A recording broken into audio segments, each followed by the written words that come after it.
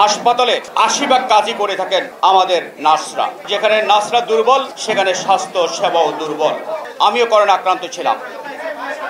আমি সার্বক্ষণিক ওই ভয়ঙ্কর সময়ে আমার পাশে নার্সদেরকে পেয়েছি। প্রিয়জনদের ছেড়ে দিনের পর দিন কাজ করেছেন তারা জীবন বাজি রেখে। সাদা ইউনিফর্ম কাঁধে, অবশ্য বাংলাদেশের ফ্যাসিস্ট সরকার এই ইউনিফর্মটা চেঞ্জ করেছেন আপনাদের, কাঁধে স্টোনোস্কোপ, চোখে মুখে ক্লান্তির ছায়া, তবু আমি দেখেছি তাদেরকে অক্লান্তভাবে ছুটে চলছে করোনা রোগীদের সেবায়।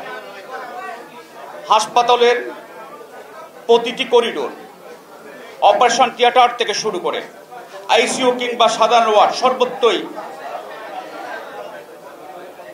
চিকিৎসা সেবার জন্য, শুশ্রূষার জন্য তারা ছুটে বেড়ান। রোগীদের জ্বর মেপে দেওয়া, ইনজেকশন দেওয়া, স্যালাইন শেষ হয়েছে কিনা বারবার দেখা,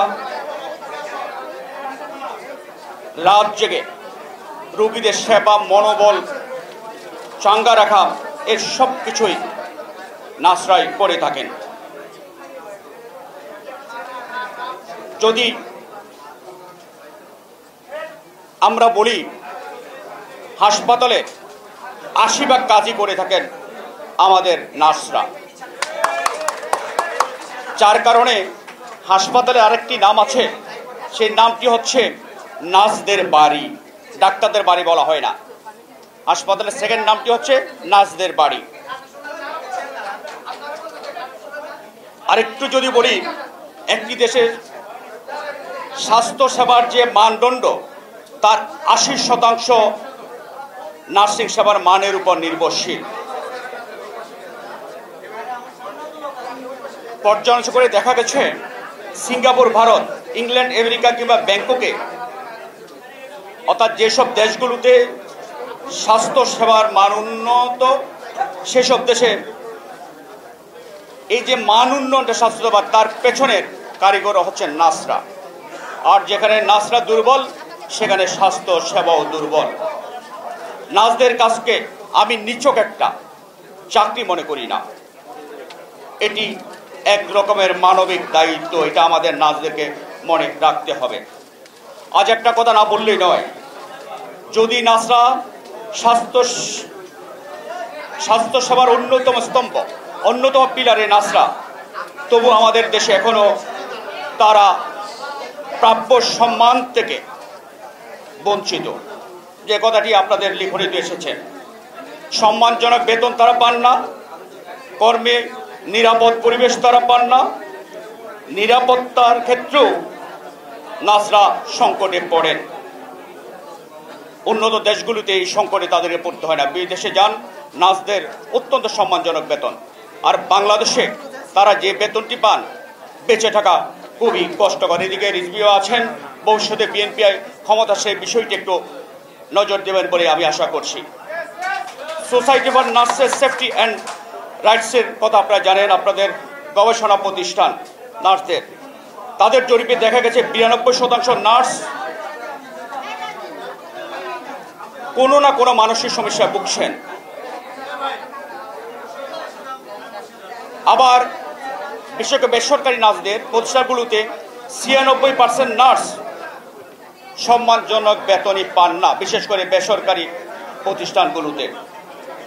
বিশ্ব স্বাস্থ্য সংস্থার যে সুপারিশ অনুযায়ী বাংলাদেশের চিকিৎসা সেবার জন্য 3,10,500 নার্স থাকার কথা,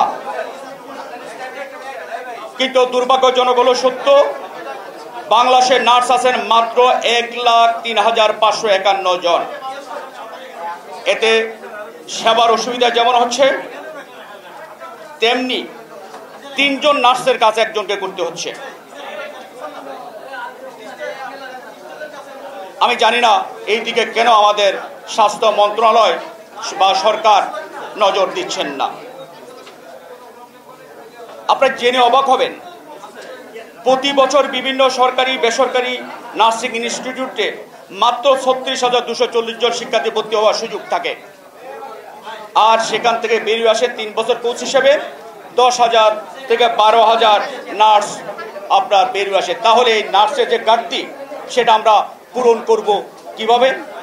এবং যে নার্সিং ইনস্টিটিউটগুলো আছে সেগুলোরও মান নিয়ে নানা ধরনের প্রশ্ন আছে। বিশ্ব স্বাস্থ্য, আমি শেষ করব, বিশ্ব স্বাস্থ্য সংস্থা বলছে একজন চিকিৎসকের বিপরীতে 3 জন নার্স থাকা হচ্ছে একটা আদর্শ। এটা রফিক ভাই আমাদের এখানে বড় ডাক্তার, তিনি জানেন। বাংলাদেশের চিত্রটা পুরোপুরি উল্টো। এখানে একজন নার্সকে কাজ করতে হয় 3 জন ডাক্তারের সাথে, পুরো চিত্রটা একেবারেই উল্টো।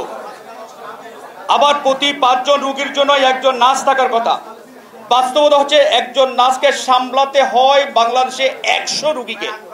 কি অমানবিক! আবার বেতন তারা ঠিকমতো পান না।